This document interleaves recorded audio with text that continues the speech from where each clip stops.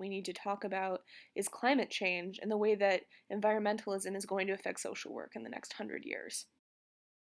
Every single social worker and every single client will be affected by the consequences of climate change, and it is up to us right now to decide how we want to deal with it.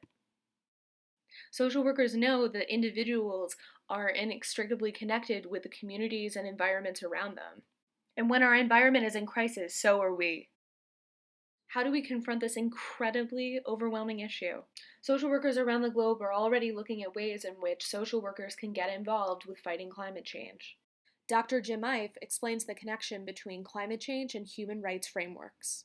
Since climate change affects every person on the planet, present and future, it is our ethical obligation as social workers to be involved in the discussion.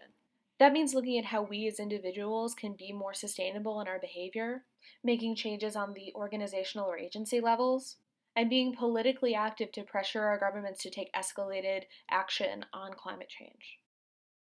We need to look at how capitalism affects climate change. The amount of waste that we are producing as a country harm those most vulnerable to climate change. Because climate change is, by definition, a global concern, there are many different stakeholders involved. And what better profession to not only identify but mediate concerns between stakeholders than social workers? We know that collective action and social justice are a huge part of making things work. And we know that a human rights framework is essential for bringing people to the table that haven't been represented in the past.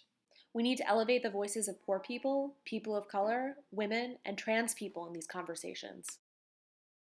The future of the planet is on us, so let's do something amazing.